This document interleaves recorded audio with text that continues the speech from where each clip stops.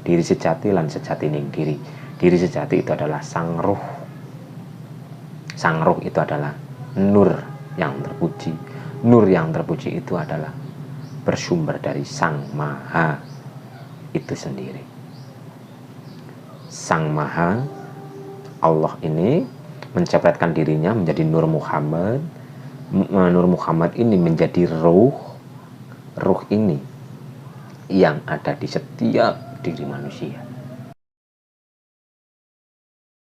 Assalamualaikum warahmatullahi wabarakatuh. Rahayu, rahayu, rahayu.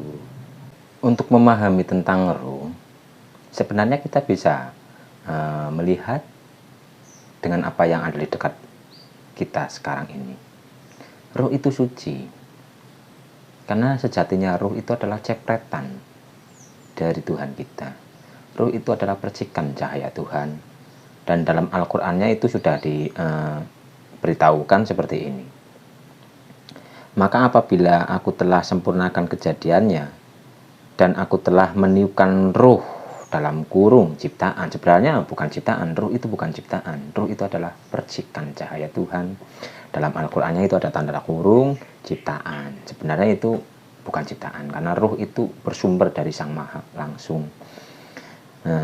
Ayatnya seperti ini. Apabila aku telah menyempurnakan kejadiannya dan aku telah meniupkan ruhku ke dalamnya, maka tunduklah kamu kepadanya dengan bersujud. Jadi setelah ruh ditiupkan masuk ke dalam jabang bayi, karena di sini itu disebutkan ketika kejadian telah sempurna. Yang dimaksud sempurna di sini adalah sang jabang bayi dalam kandungan itu sudah lengkap, tangannya itu sudah sempurna, kakinya sudah sempurna, sudah mempunyai organ yang sempurna, sistem tubuhnya itu sudah sempurna. Setelah semuanya sempurna, Tuhan kita itu meniupkan ruhnya ke dalam si jabang bayi, sehingga ketika ruh itu dimasukkan ke dalam jabang bayi, Tuhan kita memerintahkan para malaikat itu untuk bersujud kepada Adam. Adam di sini itu hakikatnya adalah tubuh kita. Adam secara hakikat itu adalah tubuh kita. Jadi ketika ruh masuk ke dalam diri raga, Tuhan kita itu memerintahkan para malaikat untuk bersujud, dan sujud di sini adalah sujud penghormatan, karena ruh itu sangat suci, ruh itu sangat mulia, karena ruh itu bersumber dari yang maha mulia. Oleh karena itu manusia disebut makhluk yang paling sempurna. Alam semesta ini ditundukkan untuk manusia, langit dan bumi itu ditundukkan untuk manusia.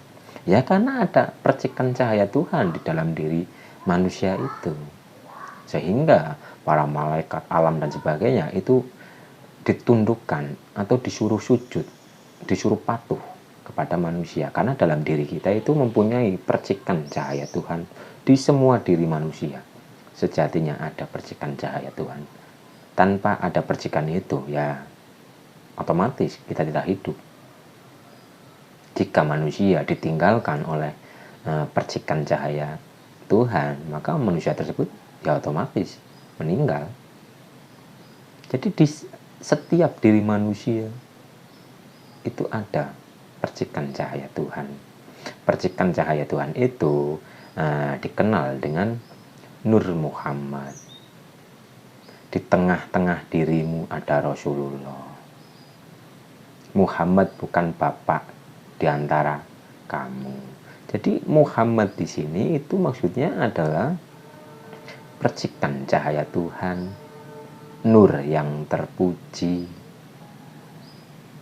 Nur yang terpuji itu ada di dalam diri. Untuk mengenal Tuhan, kita harus mengenal dengan diri yang sejati kita ini, yaitu ruh. Jika kita sudah mengenal ruh, secara otomatis kita akan mengenal Tuhan kita. Tugas kita sekarang adalah membersihkan kotoran-kekotoran atau hijab-hijab yang menutupi ruh tersebut. Contoh dengan secangkir kopi. Dalam secangkir kopi ini kan ada air bening. Tapi air bening itu tertutupi oleh warna kopi. Tugas kita itu adalah menyaring, membersihkan agar air yang hitam ini menjadi bening kembali. Bening tetaplah bening biarpun ditutupi oleh kekotoran-kekotoran batin. Bening tetaplah bening.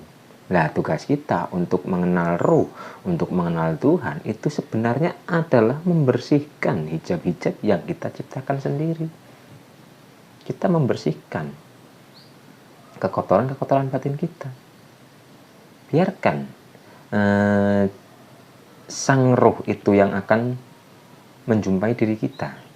Bukan diri kita yang bisa berjumpa dengan sang ruh, tapi sang ruh sendiri akan menampakkan wajahnya kepada kita asal kita sudah setara atau sefrekuensi atau sudah membersihkan terus-menerus batin kita. Karena tidak mungkin kebatilan itu akan bercampur dengan kebenaran. Kita ingin mengetahui kebenaran, ya kita syaratnya adalah membersihkan kekotoran-kekotoran diri kita ini, diri jiwa. Tenangkan dulu jiwa kita. Wahai jiwa-jiwa yang tenang, kembalilah kepada Allah dengan ridho dan diridhoi. Jadi kita sebenarnya harus menenangkan jiwa kita ini. Jiwa kita itu harus tenang. Tidak mungkin kita bisa mengenal roh kita jika jiwa kita itu masih gemerungsung, jika jiwa kita itu masih kotor. Jadi ayolah kita belajar bersama untuk membersihkan kekotoran-kekotoran batin kita agar kita bisa merasakan ketenangan, kedamaian, dan kebahagiaan. Ketenangan, kedamaian, kebahagiaan yang sejati itu hanya bisa kita rasakan ketika kita benar-benar mengenal Tuhan kita, mengenali ruh kita. Siapapun orangnya yang lupa kepada Tuhannya, kepada Allah, maka ia akan lupa kepada dirinya. Begitupun kita lupa kepada diri, pasti kita akan lupa kepada Allah. Dan jika kita tidak mengenal dengan Allah, atau kita tidak mengenal Allah, maka kita dianggap orang-orang yang fasik. Karena kita merasa bahwa kita itu ada. Sebenarnya makhluk itu tidak ada. Yang ada hanyalah beliau semata. Tapi kenapa kita merasa bahwa diri kita ada? Kita bergerak seperti ini. Kita merasa bahwa diri kita yang bisa bergerak. Lantas kesadaran la haula wala itu di mana? Tidak ada makhluk satupun yang bisa bergerak kecuali mendapat daya, kekuatan, kecuali mendapat daya dan upaya dari Sang Maha. Tapi kenapa kita mengakui bahwa kita yang bisa bergerak dan sebagainya? Bukankah ketika kita mengakui bahwa diri kita bisa bergerak tanpa ada keterhubungan diri dengan Tuhan kita, itu kita sudah menduakan Tuhan kita. Kita sudah bersaing dengan Tuhan kita karena kita merasa bahwa diri kita bisa. Padahal kita bisa itu dipisahkan oleh Sang Maha Bisa. Jadi intinya untuk mengenal ruh kita, agar kita mengenal Tuhan kita, kita itu terus membersihkan kekotoran-kekotoran batin kita. Karena ilmu makrifat itu ada dua, makrifat akal dan makrifat hati. Makrifat hati itu adalah kita sudah merasakan sendiri, kita sudah mengalami sendiri.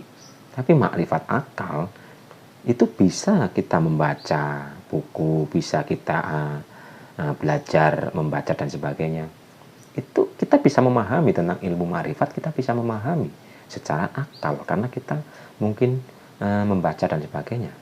Tapi belum tentu orang yang secara makrifat akal itu bisa memahami, mereka itu benar-benar tahu jalannya, belum tentu.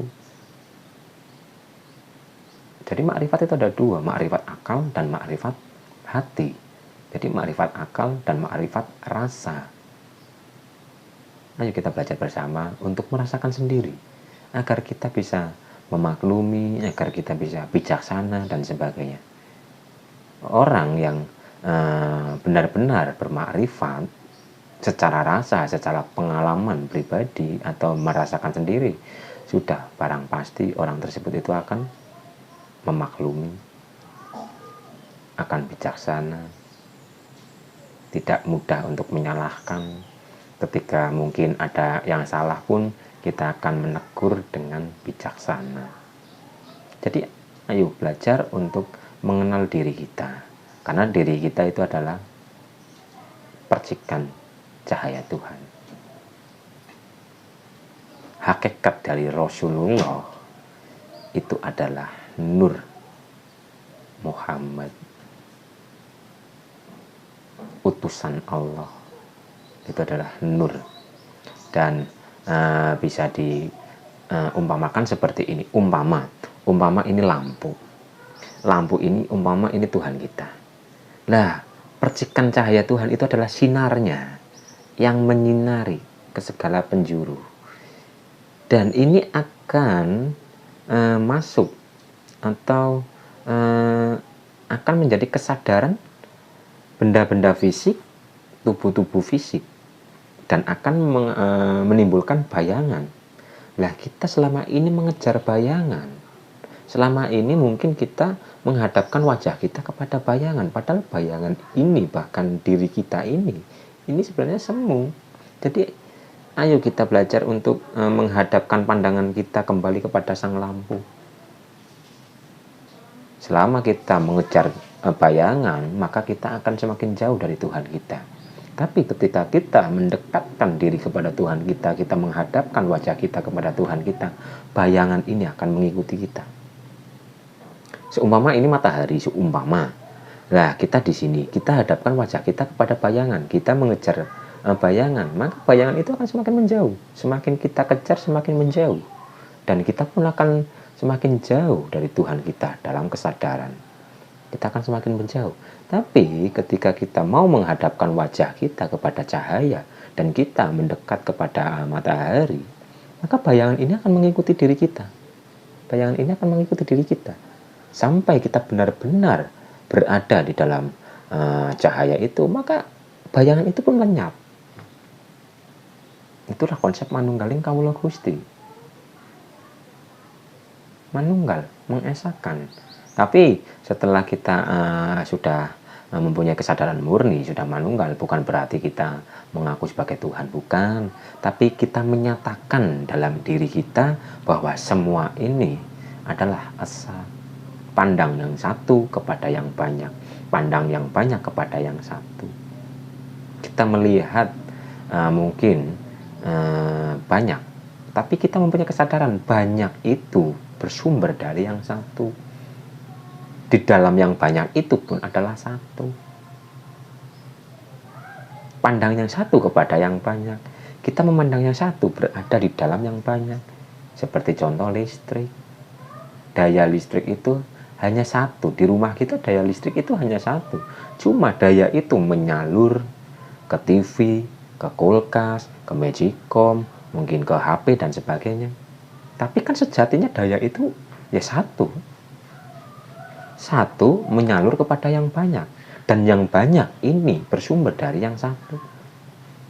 Ayo kita kenali yang satu itu, agar kita benar-benar merasakan ketenangan, kedamaian, dan kebahagiaan yang hakiki. Kenalilah diri kita agar kita mengenal dengan Tuhan kita. Beliau itu sangat dekat dengan diri kita ini. Jadi untuk mengenali beliau itu, jadikan apa yang ada di luar diri itu untuk masuk ke dalam diri. Kita koreksi ke dalam diri, kita sadari, kita perhatikan diri kita sendiri.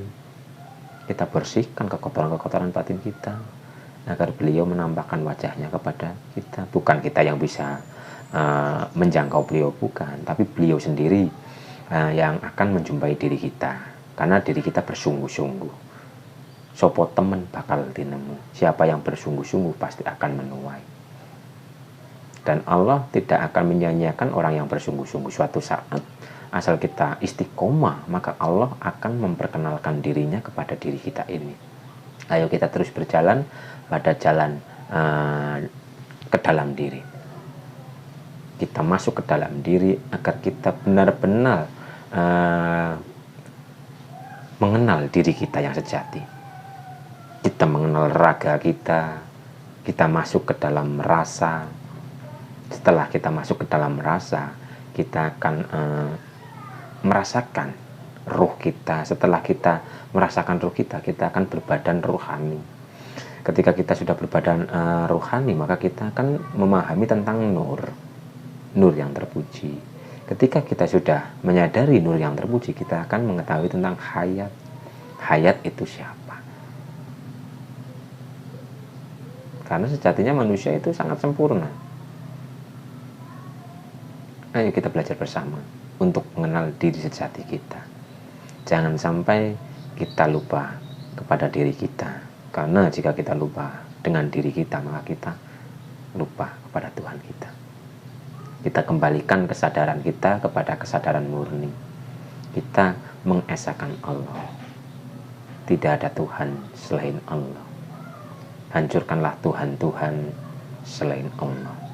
Karena apapun itu bisa jadi Tuhan jika kita mencintai berlebihan, jika kita mengagung-agungkan makhluk dan sebagainya. Itu bisa menjadi atau bisa mempertuhankan mereka. Masuklah ke dalam diri agar kita benar-benar mengetahui jati diri kita. Sejatinya kita itu siapa? Untuk apa kita diutus ke alam dunia ini? Karena setiap individu itu mempunyai tugas dan peran masing-masing di dunia ini. Laksanakanlah tugas itu, laksanakanlah amanat itu.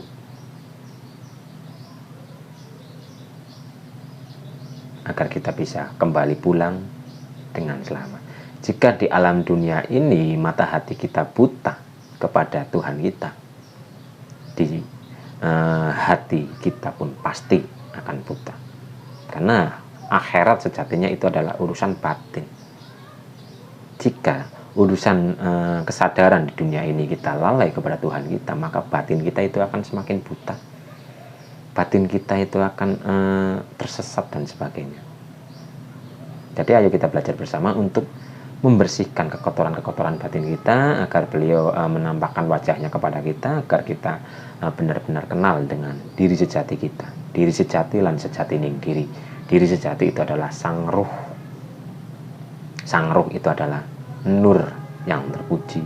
Nur yang terpuji itu adalah bersumber dari Sang Maha itu sendiri. Sang Maha, Allah ini mencepratkan dirinya menjadi Nur Muhammad. Nur Muhammad ini menjadi ruh. Ruh ini yang ada di setiap diri manusia. Kenalilah ruh kita agar kita kenal dengan Tuhan kita, agar kita selalu berada dalam kesadaran murni. Kita selalu dituntun dan dibimbing oleh beliau lewat rasa. Karena untuk bermakrifat itu adalah dengan rasa, bukan dengan akal. Akal tidak akan pernah mampu untuk mengenal Tuhan kita. Sudah dijelaskan ketika Nabi Musa menganggap dirinya itu adalah manusia yang paling cerdas. Karena cerita Nabi Musa itu adalah perkara akal. Nabi Musa menganggap dirinya paling cerdas, sehingga Nabi Musa ditegur untuk menemui hamba Allah yang mendapatkan ilmu dari sisinya. Dan ketika Nabi Musa mengikuti Nabi Khidir, ternyata Nabi Musa selalu bertanya, karena akal ini sifatnya seperti itu, selalu protes, tidak bisa memahami tentang bab rasa. Karena bab rasa itu tidak bisa kita pahami jika kita tidak merasakan sendiri. Kita tidak akan tahu rasanya panas itu seperti apa jika kita tidak merasakan kita terbakar atau kita terkena percikan api dan sebagainya. Rasa itu tidak bisa dijelaskan. Untuk mengetahui rasa, jalan satu-satunya adalah kita melakukan dan merasakan sendiri. Masuklah ke dalam rasa. Karena jika kita bermain hanya di logika, itu akan menjadi ahli filsafat. Akal ini hanya berhubungan dengan makhluk, tidak bisa menembus ke dalam rasa. Tapi rasa ini berhubungan dengan Sang Maha. masuklah ke dalam rasa agar kita benar-benar mengetahui jati diri kita ini. Dan mungkin itu dulu yang bisa saya sampaikan. Semoga bermanfaat. Assalamualaikum warahmatullahi wabarakatuh. Rahayu, rahayu, rahayu.